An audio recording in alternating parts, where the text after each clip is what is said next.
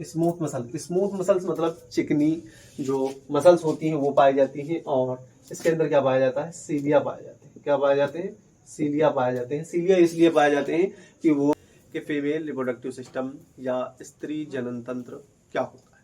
आइए हम सबसे पहले समझते हैं कि स्त्री का जनन तंत्र किन किन भागों में बटा होता है।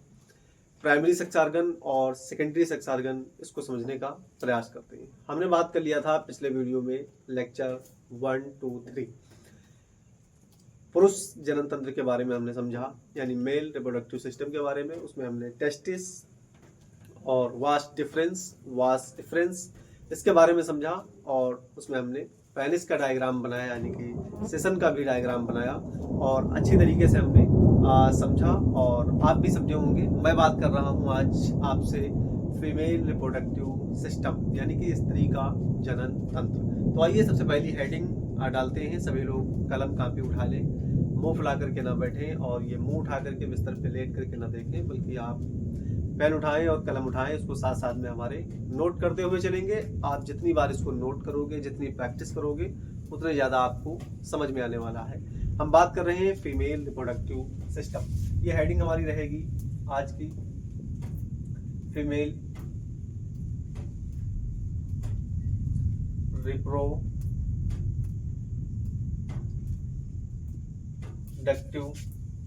सिस्टम। फीमेल रिप्रोडक्टिव सिस्टम बहुत ही इंटरेस्टिंग टॉपिक है। इसको धैर्य रख के समझें, इत्मीनान से, और देखने का प्रयास करें। आप शायद इस वीडियो को देख लेंगे तो आपको दोबारा कोई वीडियो देखने की यूट्यूब पर जरूरत नहीं पड़ेगी। मैं आपसे गारंटी लेता हूँ। बिल्कुल 2, 4, 5 मिनट वीडियो को कोई स्किप नहीं करेगा। ये वीडियो देख लो, वो वीडियो देख लो, थोड़ा थोड़ा एक जगह से कोई भी कंटेंट हो। मैं नहीं कहता कि इसी वीडियो को देखें।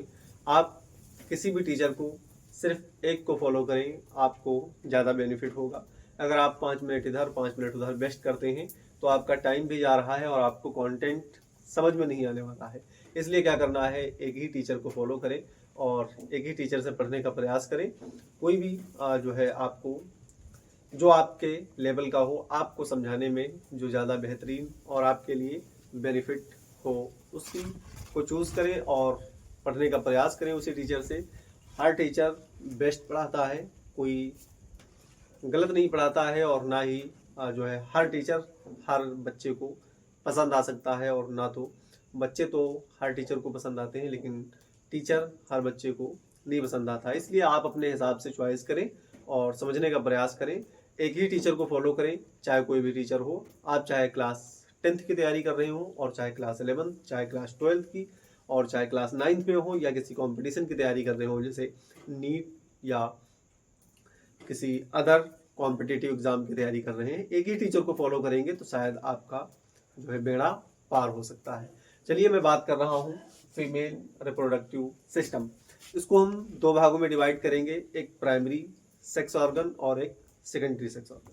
इसको समझने का प्रयास करें। एक प्राइमरी सेक्स ऑर्गन में इसको हमने डिफाइन किया, और सेकेंडरी सेक्स ऑर्गन में फर्स्ट नंबर पे लिखते हैं प्राइमरी सेक्स ऑर्गन, और दूसरा पढ़ते हैं secondary sex organ, secondary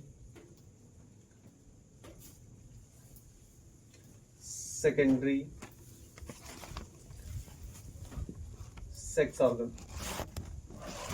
secondary sex organ, एक बात करेंगे प्राइमरी सेक्स ऑर्गन की, और दूसरे की बात कर रहे हैं हम सेकेंडरी सेक्स ऑर्गन की बात कर रहे हैं। प्राइमरी सेक्स ऑर्गन में हमको पढ़ना है, फर्स्ट नंबर पे अगर हम बात करते हैं तो ओवरी पढ़ना है। क्या पढ़ना है? ओवरी पढ़ना है। ओवरी मैं थोड़ा समझाने का प्रयास करता हूँ आपको। ओवरी जहाँ पर फीमेल के ओवम यानी कि एग का फॉर्मेशन होता है, उसको क्या बोलते हैं हम? ओवरी बोलते हैं। और यही ओवम और पुरुष का जो स्पर्म होता है, ये दोनों फर्टिलाइज होते हैं, और फर्टिलाइज होने के बाद जायगोट बनता है। जायगोट बनने के बाद एम्ब्रियो बन जाता है। एम्ब्रियो के बाद में जो है पूरा व्यक्ति या चाइल्ड बन जाता है, मनुष्य बन जाता है। और आप देख ही रहे हैं, आपके साथ भी वैसा हुआ है, मेरे साथ भी वैसा हुआ है। दुनिया का हर व्यक्ति जो जीवित है उसके साथ यही पोजीशन होती है। कुछ ऐसे हैं जो बायोलॉजिकल बताते हैं, मैं नहीं हूँ, लेकिन आप ऐसा मत कभी बताना कि मैं बायोलॉजिकल नहीं हूँ, क्योंकि हर वो व्यक्ति बायोलॉजिकल है जो इस दुनिया पे जी रहा है। ठीक है, मैं आसमानों की बात नहीं कर रहा हूँ, मैं फरिश्तों की बात नहीं कर रहा हूँ, मैं देवताओं की बात नहीं कर रहा हूँ, मैं जो दुनिया की बात कर रहा हूँ, जो दुनिया पे जीवित लोग हैं उनकी मैं बात करता हूँ। हर वो व्यक्ति बायोलॉजिकल है और यही वो पोजीशन है, यही वो स्टेज है जिस स्टेज से हर एक मनुष्य को गुजरना पड़ता है, तब जाकर के वो अस्तित्व में आता है। हम बात कर रहे हैं ओवरी, और ओवरी एक कितनी होती हैं? 2 ओवरी होती हैं। पेयर ऑफ ओवरी होती हैं, एक ओवरी लेफ्ट में होती है, एक ओवरी राइट में होती है, और किसके?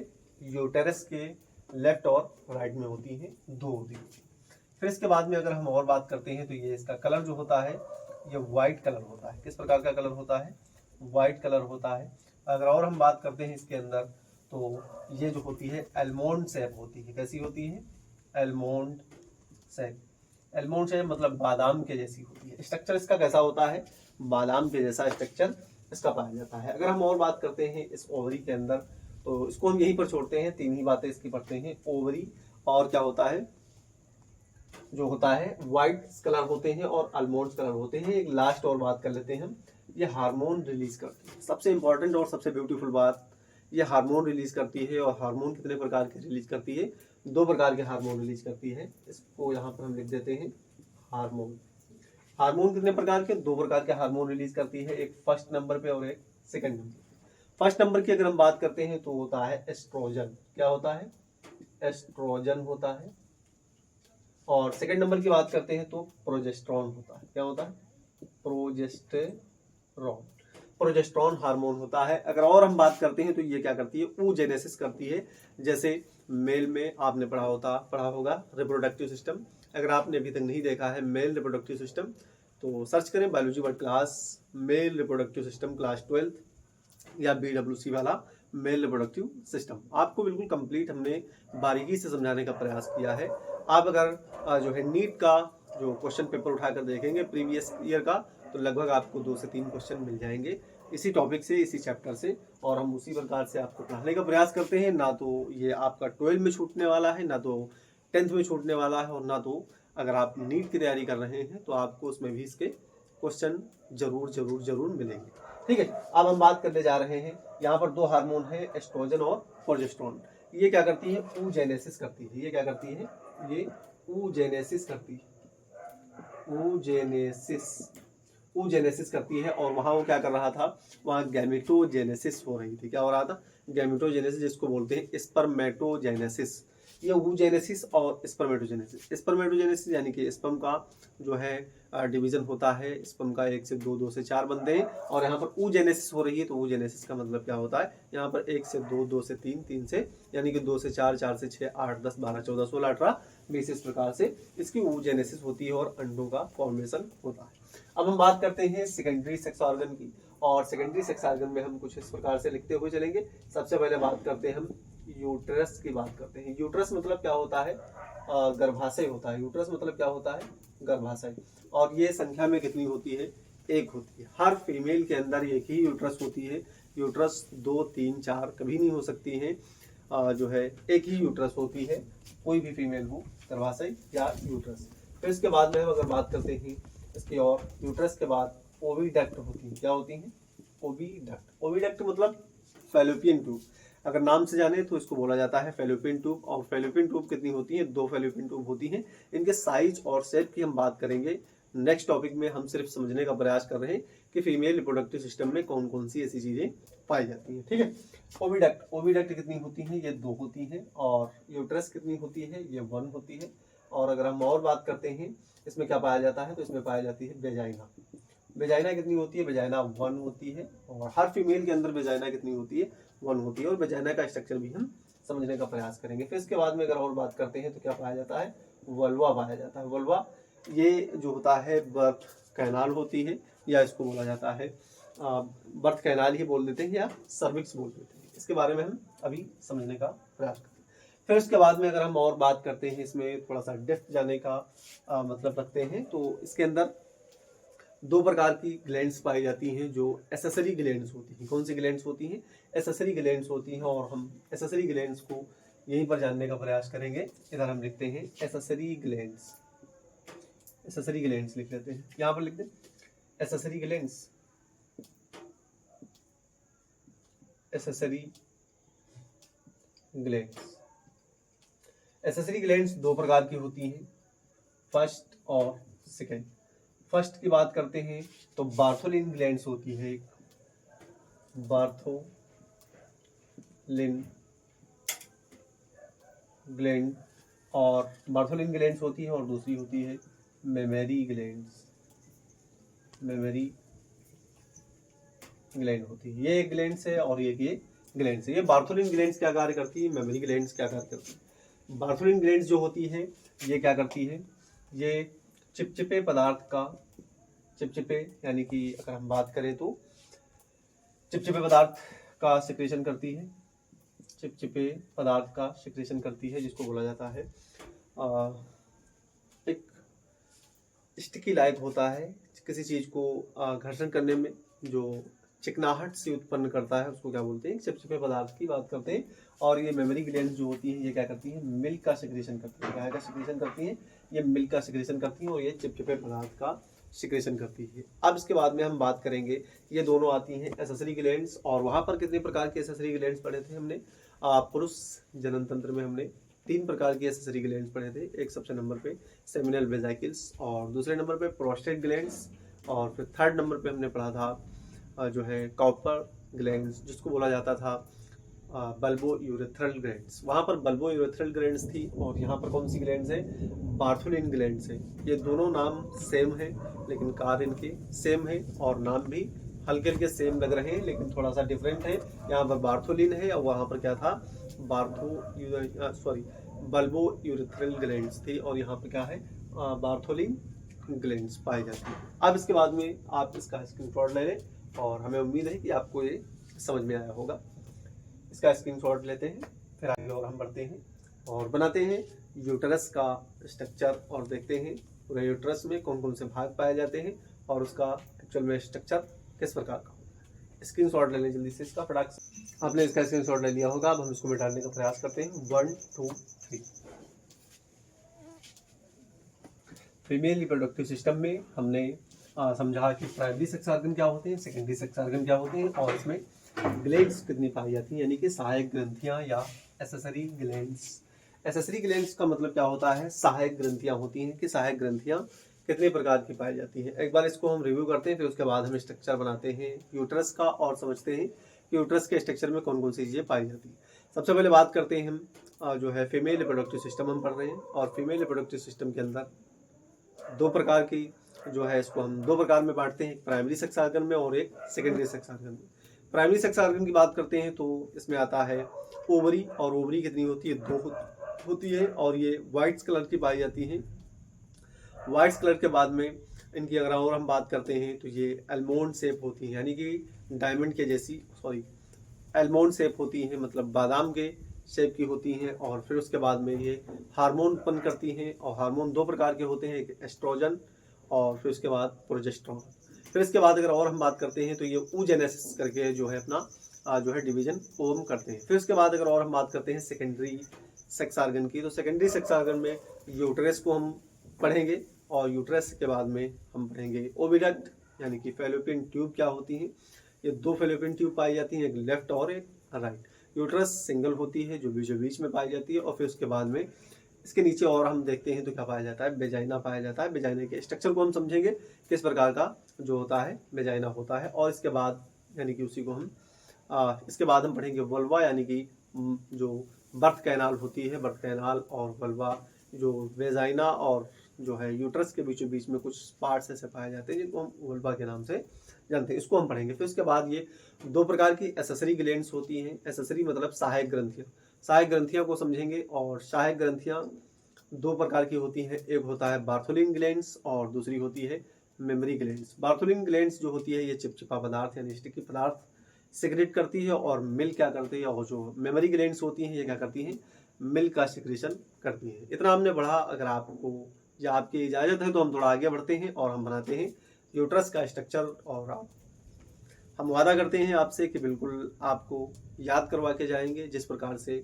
हम आपको बता रहे हैं, इसी प्रकार से हम आपको समझाते हुए और इसको याद करवाते यहीं पर जाएंगे। घर के लिए कुछ नहीं छोड़ना है, यहीं पर याद करो। और जिस प्रकार से हम आपसे बात कर रहे हैं इसी प्रकार से किताबों से तुम बात करना सीख जाओ। हम बात करने जा रहे हैं यूटरस। यूटरस को दूसरे नाम से जानते हैं वोम के नाम से जानते हैं, और इसको तीसरे नाम से जानते हैं हाइस्ट्रा के नाम से जानते हैं, हाइस्ट्रा के नाम से जानते हैं। और अगर हम बात करते हैं इसको हिंदी में, तो इसको हम हिंदी में गर्भाशय के नाम से जानते हैं। किसके नाम से जानते हैं? गर्भाशय के नाम से। ये आपके लिए बहुत ही इंपॉर्टेंट है, तीनों नाम याद कर ले, यूट्रस, वोम और हाइस्टेरा। और इसके साथ में क्या याद करना है? गर्भाशय को बोलते हैं। ये तीनों नाम किसके? गर्भाशय के हैं। और गर्भाशय कितनी होती है संख्या में? एक पाई जाती है, वन, ओनली वन। कोई भी फीमेल दुनिया की हो उसके अंदर जो यूटेरस होती है वो एक ही पाई जाती है। अब हम इसका स्ट्रक्चर थोड़ा बनाने का प्रयास करते हैं, आप हमारे साथ में इसकी लाइनें खींचते हुए चलेंगे, तभी आपको समझ में आने वाला है। ठीक है, यूटेरस का डायग्राम।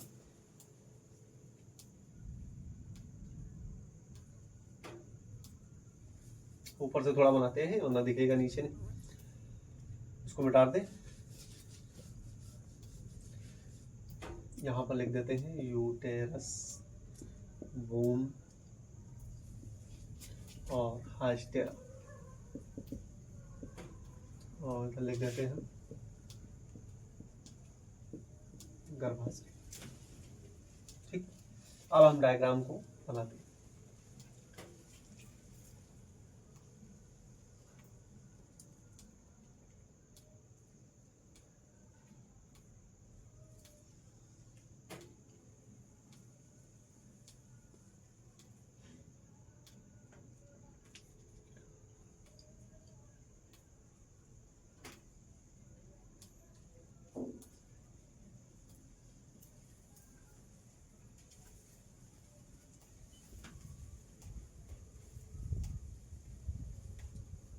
साथ में हमारे डायग्राम बनाते हुए चलेंगे, और जिस प्रकार से हम डायग्राम बना रहे हैं इसी प्रकार से आप भी बनाने का प्रयास करें।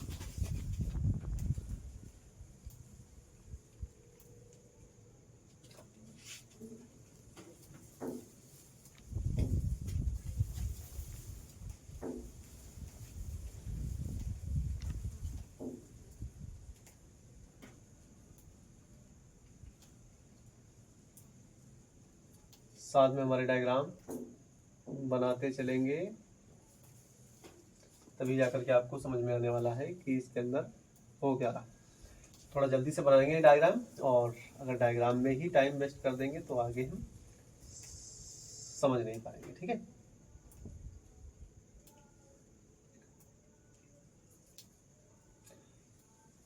डायग्राम।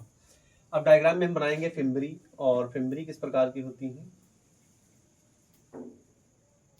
इस प्रकार की प्रोजेक्शन लाइक फिम्बरी पाई जाती है, और इन्हीं फिम्बरी के बारे में को समझना है। ठीक है, यहाँ पर आलमोंड शेप लगी होती हैं दो, एक लेफ्ट में और एक राइट में ओवरी लगी होती है। एक लेफ्ट में और एक राइट में ये क्या लगी है? ओवरी लगी हुई है। एक लेफ्ट और राइट में ओवरी लगी हुई है, एक लेफ्ट और राइट में, एक लेफ्ट और राइट में ओवरी लगी हुई है। इनको भी हम समझने का प्रयास करेंगे, और इनका हम डायग्राम अलग तरीके से बनाएंगे और देखेंगे कि किस प्रकार से ये होती है। ठीक है,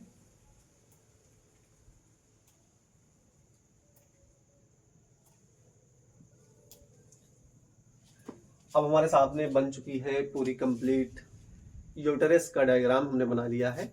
अब यूटेरस का डायग्राम आपने भी बना लिया होगा। अब हम इसके कुछ नॉमिनेशन करेंगे और देखेंगे कि यूटेरस के अंदर कौन कौन से ऐसे पार्ट्स पाए जाते हैं, और इसको देखने में आपको लग रहा होगा कि कुछ जो है फिंगर लाइक प्रोजेक्शन दिख रहे हैं। यहाँ पर कुछ फूला हुआ पार्ट है, ये बीच में आलमोंड शेप स्ट्रक्चर है, ये बीच में स्पेस खाली दिया है, नीचे कुछ लाइनिंग दी हुई है, और इसी प्रकार से सेम इधर है। लेफ्ट राइट दो प्रकार की जो है फेलोपियन ट्यूब ओविडक्ट होती है। अब इनको हम समझने का प्रयास करते हैं, इसका नॉमिनेशन करेंगे तो ऑटोमेटिक आपको समझ में आ जाएगा कि एक्चुअल में ये बना क्या है। सबसे पहले बात करते हैं, अगर हम तो यहाँ से स्टार्ट करते हैं, नाम देते हैं ये फर्स्ट नंबर पे वेजाइना, इसका हम नाम देते हैं वेजाइना, और इसको हम बोल देते हैं सर्विक्स। क्या बोल देते हैं? सर्विक्स। इसको बोलते हैं बर्थ कैनाल बोलते हैं। क्या बोलते हैं?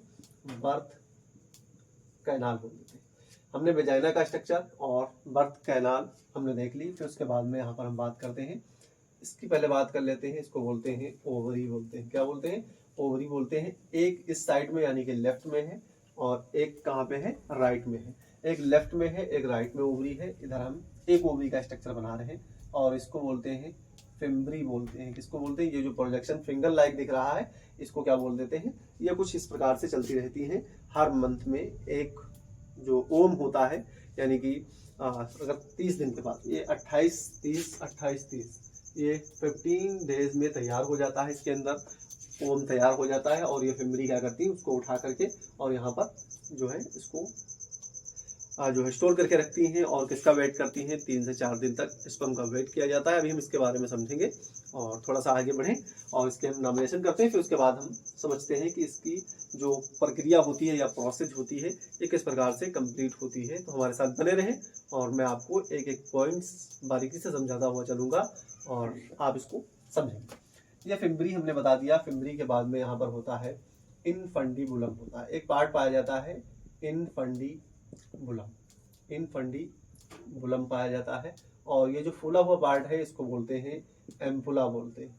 क्या बोलते हैं? इसको एम्पुला बोलते हैं। और ये जो पार्ट पाया जाता है इसको बोलते हैं स्थमा बोलते हैं। क्या बोलते हैं?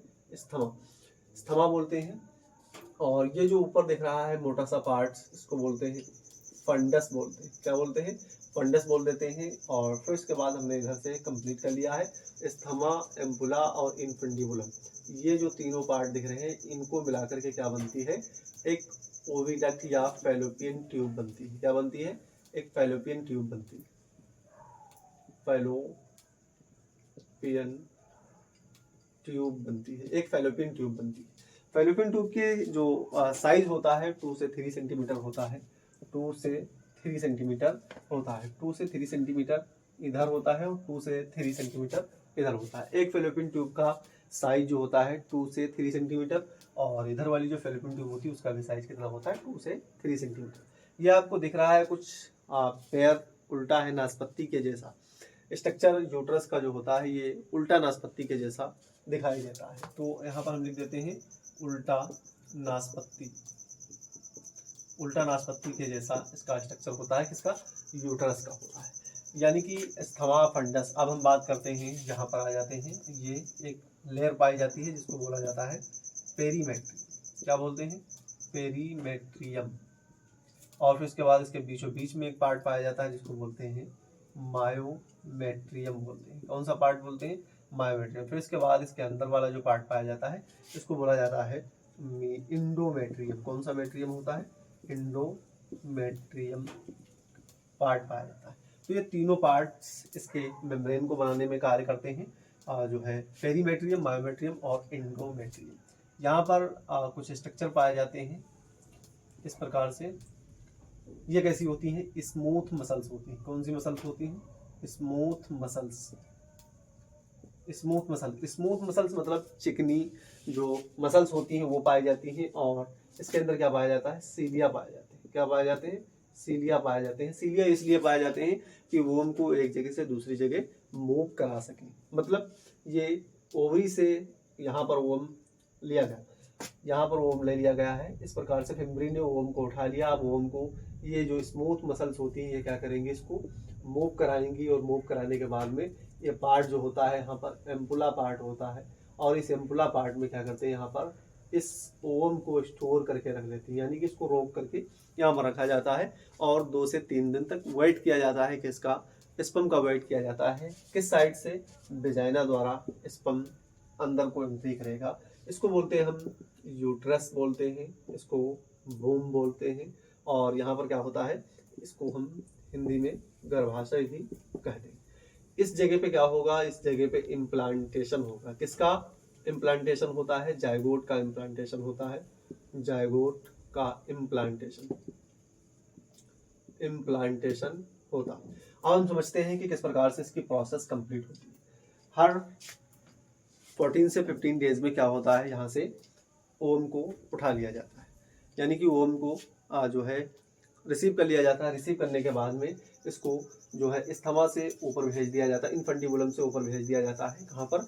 एम्बुला में। एम्बुला में थोड़ी देर के लिए रोका जाता है, 2 से 3 दिन तक वेट किया जाता है कि यहाँ से क्या आ जाए, स्पर्म आ जाए, यहाँ से स्पर्म आए। और यहाँ से स्पर्म आपने देखा होगा कि 40 करोड़ जो स्पर्म होते हैं वो रेस लगाते हैं। कुछ तो यहीं पर वेजाइना में ही खत्म हो जाते हैं और कुछ यूट्रस में जाकर के मर जाते हैं और कुछ लेफ्ट में ओवम जो है लेफ्ट में वेट कर रहा है और कुछ स्पर्म राइट में जाकर के खत्म हो जाते हैं। तो यानी कि जहाँ यहाँ तक पहुँचते हैं, इस एम्पुला वाले पार्ट तक जब तक पहुँचते हैं तब तक कुछ लाख के करीब में रह जाते हैं स्पर्म, बाकी सब खत्म हो जाते हैं। ये प्रोसेस जो होती है ये जाकर के स्पर्म में इकट्ठा होती है और स्पर्म जो होते हैं ये ओवम से जाकर के फ्यूज होते हैं। वो कौन सा पार्ट होता है? एम्पुला का पार्ट होता है और यही सारी प्रक्रियाएं कंप्लीट होती हैं।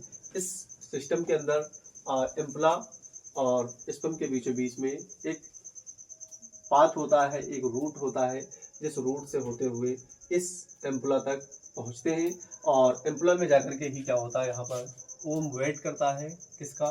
स्पर्म का वेट करता है। ये जो रास्ता होता है इसी रास्ते को हम बोलते हैं फैलोपियन ट्यूब। और आपके सामने यहाँ पर लिखा हुआ है कि फैलोपियन ट्यूब 2 से 3 सेंटीमीटर लेफ्ट एंड राइट में पाई जाती है।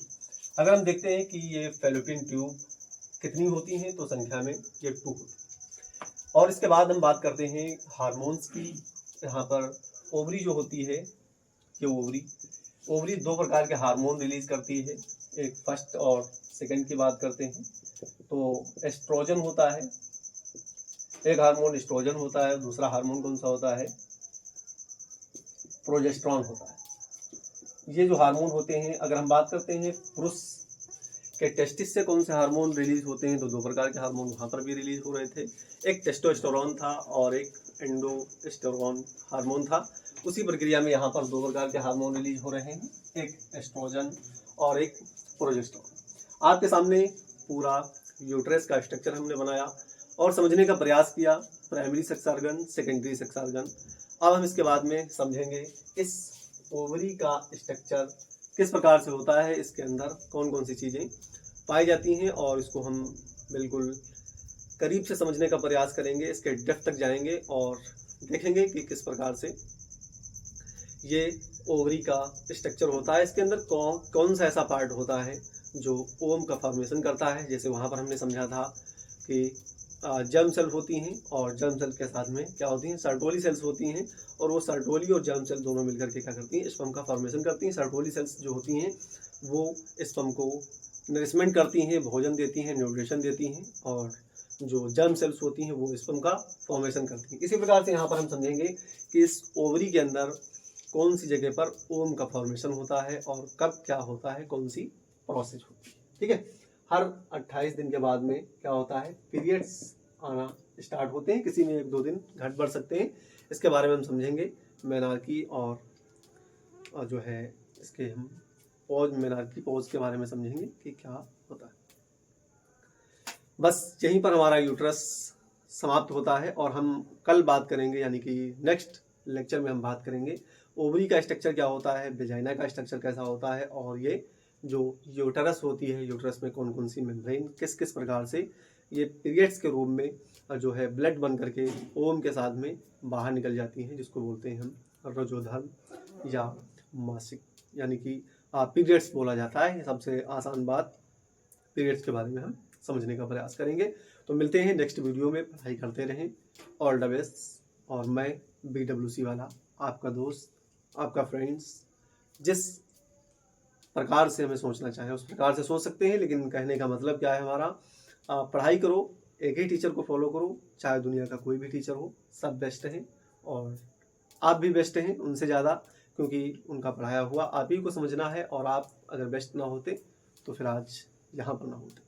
मिलते हैं नेक्स्ट वीडियो में। पढ़ाई करते रहें। All the best.